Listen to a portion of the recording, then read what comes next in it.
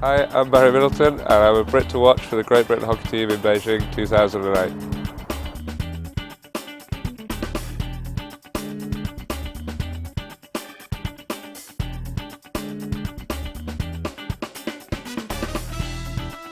Too stretched.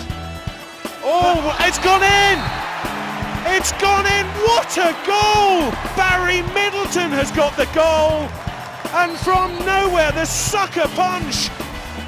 This is Middleton, he's been the inspiration so far. Yes, Barry Middleton! Barry Middleton, the baby of the team. A little under 15 minutes to go. And there is the tiniest slither of sunlight for Great Britain. My mum and dad were coaches at Doncaster Soccer Club, so they got me involved in the sport. From there, just sort of played National League for Doncaster through to playing for Cannock when I went to university. And then last year playing in Holland for HGC. I got my 100th England cap in the summer at the European Hockey Nations after making my debut, I think it was in 2003 against Belgium in Canterbury. As a talent, he was identified in 2002-2003 and was accelerated through the national age groups. Post Athens, when we only had 4 players left from Athens, one being Barry because his acceleration was so quick, he's been integral in maintaining a framework for the team through these 3 years when rebuilding the team. I was at Athens in 2004 and I remember being called the baby of the team because I was the youngest in the squad obviously, but now 4 years later it's a bit of a different responsibility for me because I'm sort of middle-aged in the group, but one of the most sort of cap players and have a lot more experience in it, so I play quite a different role these days. The amount of people who sort of know that you're involved in it and are excited for you in it and the whole deal around it is just, there's a buzz sort of about everybody involved. The Spain game in Athens, I had a goal disallowed after I think it was only a few minutes really, which I've never seen it again actually, whether it should have been disallowed, but we would have gone 1-0 up there and that was quite a big game for us, and we ended up actually losing 5-1. So I think, you know, that one decision made a bit of a difference with how it may have panned out in the end.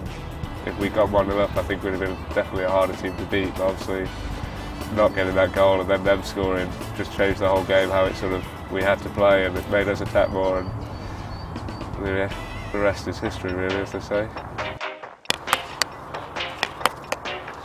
And I'd like to introduce you to my teammate Richard Alexander, who plays midfield for us. Thanks, Barry. Let's see how skillful you are.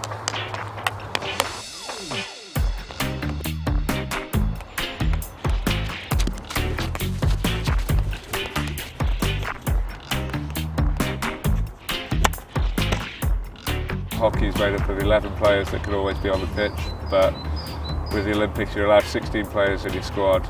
And with rolling substitutions, which is different to football, these players can also always be coming on and off the whole way through the game really. So you've got Mcgregor, who's our goalkeeper for Scotland and Great Britain.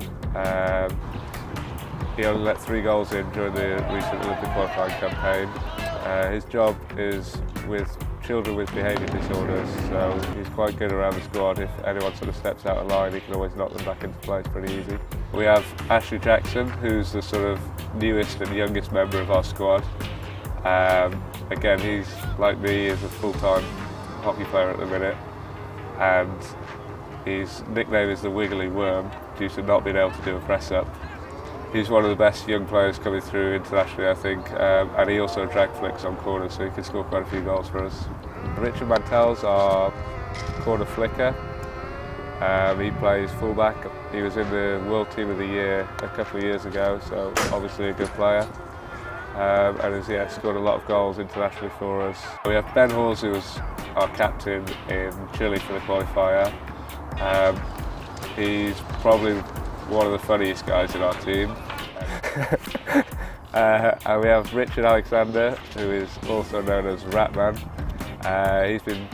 He plays midfield for us. I think he's quite a distinctive person. Anyone who just watches a game of hockey would recognise him with his blonde curly hair.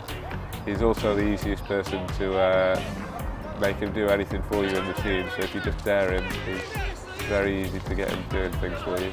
He's a bit of a joker off the pitch, but on the pitch he's probably the most skillful player we've got. He's very skillful, but watch out for his finishing, he'll score some great goals. They talk about a good team ball player and their awareness, and they also say about a good team ball player is, oh, he always has more time than anybody else on the ball, and that is because his peripheral awareness. When you watch Barry receive a ball, you can actually see, one, he always takes the ball on the move, and two, he knows where he's going to put the ball when he's taking it on the move. And those who watch him closely in Beijing, he becomes not just the creative part of that, but he becomes also someone who you can always pass to because he always wants the ball. A few years ago it was maybe quite down. There wasn't a great reputation because the sport wasn't run brilliantly, but I think in the last few years, we've got a whole new sort of setup within England and Great Britain hockey, and I think through that we've sort of become very solid now as a sport. I think the reputation is building the whole time, and we're getting more media coverage around, and we're getting it out there to people a little bit, I think. Since '88, there's been no clear strategy of performance hockey. So if you look at our world ranking, average world ranking from 1988 to 2008, it's just below 8. What we're trying to do with these guys is to integrate them into a system. So it's not all about luck, it's systemic, there's a legacy obviously through to 2012. Well, firstly, consistency of leadership. So now we've got a strategy, and we've set a vision 3 years ago to climb a minimum of 1 world ranking every year between now and 2012, and in doing so, getting to semi-finals to compete for podium places. 3 years ago we were 11th, the men are now ranked 8th. Top 8 finish in Beijing will get us to 6th, 7th, if not 6th in the world. And it's managing that expectation. That's not to say I wouldn't like a medal in Beijing, that's it's the last thing I would say. But it's also being realistic of where you are and what you can deliver and managing that all round. I've never really thought what would happen to us if we win a medal, but I think it's something all the hockey guys have been working towards their whole life, is to try and win a medal at the Olympics. And I think we all share that one dream within the whole squad, really.